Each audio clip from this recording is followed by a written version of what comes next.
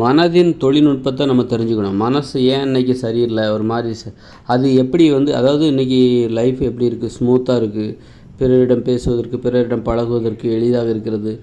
மனசு நல்லா இருக்குது, மனசை கவனிக்கணும். அது நல்லா ஸ்மூத்தாக இருக்குது.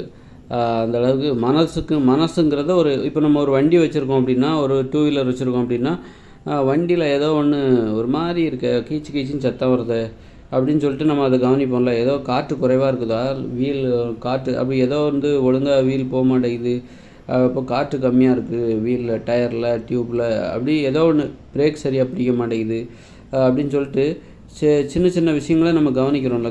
அதே மாதிரி மனசு இருக்குல்ல, மனசுங்கிறது ஒரு வாகனம் தான். அது ஒரு இயந்திரம் தான். மனம் என்பது ஒரு இயந்திரம். அது மாதிரி உடல் என்பது ஒரு இயந்திரம். உடல் உணர்வுகளின் ஊடகம் தான். அதை வெளிப்படுத்துகிற ஊடகம் தான் மனம். மனம் வழியாக தான் நமது உடல் உணர்வுகளை தெரிந்து கொள்கிறோம். உடல் உணர்வுகள் பற்றி தெளிவாக தெரிஞ்சுக்கிறோம். உடம்பில் என்ன பிரச்சனை அப்படிங்கிறத மனதின் வழியாக நம்ம தெளிவாக தெரிஞ்சுக்கிறோம். என்னடா இன்றைக்கி ஒரு மாதிரி இருக்க, உடம்பு ஒரு மாதிரி சோர்வாக இருக்கு அப்படின்னு சொல்லிட்டு, அல்லது ஏதாவது ஒன்று ஒரு மாதிரி நான் வழக்கம் உற்சாகமாகவே இல்லை, ஒரு மாதிரி மந்தமாக இருக்குது, ஒரு இதுவாக இருக்குது, நல்லாவே இல்லை அப்படின்ற மாதிரி, சுறுசுறுப்பாக இருக்க முடியல, பிஸியாக இருக்க முடியல, நிறைய நேரத்தை வீணடிக்கிறோம். ஏன், என்ன காரணமாக இருக்கும்?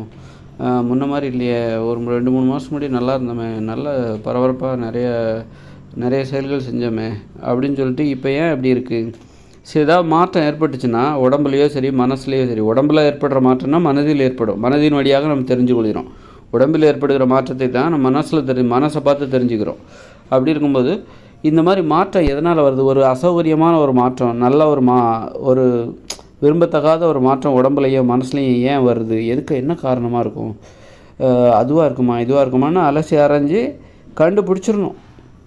கண்டுபிடிச்சா இதுதான் இல்லை, அப்போ உடனே இந்த தப்பை திருத்திக்கணும்.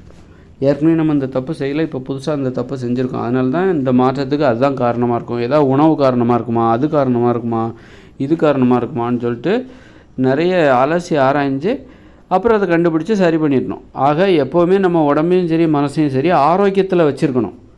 அப்போ தான் சின்ன மாற்றம் ஏற்பட்டால் கூட நம்மளால் கண்டுபிடிக்க முடியும். ஒரு சின்ன அசௌகரியம், மனசை அமைதியாக வச்சுருக்கணும். உடம்பையும் மனசையும் அமைதியாகவும் ஆரோக்கியமாகவும் வச்சுருக்கணும், மகிழ்ச்சியாக வச்சுருக்கணும். அப்படி இருக்கும்போது தான் சுறுசுறுப்பாக வச்சுக்கணும்.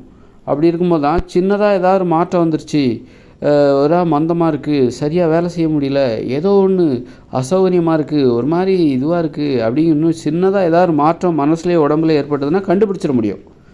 ஏற்கனவே உடம்புல ஏகப்பட்ட நோய் அப்படின்னா, அதனால் சின்ன மாற்றம் ஏற்பட்டாலும் அதை கண்டுபிடிச்சி சரி பண்ணிடணும். அப்போ நம்ம எப்போவுமே உடம்புல ஏகப்பட்ட நோய் இருக்குதுன்னு வச்சுக்கோங்களேன், அப்போ சின்ன மாற்றம் ஏற்பட்டால் என்ன, பெரிய மாற்றம் என்ன ஏற்பட்டால் என்ன, நம்மளால் கண்டுபிடிக்க முடியாது. அதாவது ஆரோக்கியம்னா என்னன்னு தெரியாமலே நிறைய பேர் நோயோடு வாழ்ந்துட்டுருக்காங்க. அவங்களுக்கு உடம்புல எந்த மாற்றம் ஏற்பட்டாலும் சரி அவங்களால கண்டுபிடிக்க முடியாது. நேற்று கஷ்டமாக இருந்து இன்றைக்கி பரவாயில்லப்பா, நாளைக்கு எப்படி இருக்கோ தெரில, நான் இன்னும் யாரும் அப்புறம் நாளைக்கு போவாங்க, அப்புறம் ரொம்ப கஷ்டமாக இருக்கும், பரவாயில்ல என்னது நேற்றா பரவாயில்ல, இன்றைக்கி ரொம்ப கஷ்டம் அப்படின்னு சொல்லிட்டு புலம்பிகிட்டே இருப்பாங்க. அவங்களுக்கு அந்த ஆரோக்கியம் என்பது இல்லாதவர்களுக்கு உடம்புல நோய் இருக்குது அப்படின்னா, ஏகப்பட்ட நோய் பிரச்சனைகள் இருக்குன்னா, அவங்களுக்கு என்ன மாற்றம் ஏற்பட்டால் என்ன, விடிவு காலமே இல்லை அப்படின்னு புலம்பிகிட்டு இருப்பாங்க. அப்போ நம்ம உடம்பை எப்போதும் சின்ன சின்ன மாற்றத்தையும் கண்டுபிடிச்சிடணும். உடம்பை ஆரோக்கியமாக வச்சுருக்கணும். ஒரு வண்டி இருக்குது நம்மக்கிட்ட, ஒரு 2 வீலர் இருக்குதுன்னா நல்ல எந்த பிரச்சனையும் இல்லாமல் பார்த்துக்கணும். சின்ன சின்ன குறைபாடுகள் வந்த உடனே அதை சரி பண்ணிடணும். வண்டி ஸ்மூத்தாக வச்சுருக்கணும். காற்று, டயர் எல்லாத்தையும் கரெக்டாக செக் பண்ணி வச்சுருக்கணும். அப்போ தான் ஏதாவது சின்னதாக ஒரு பிரச்சனை வந்தாலும் சரி செஞ்சிடணும், கண்டுபிடிக்க முடியும்.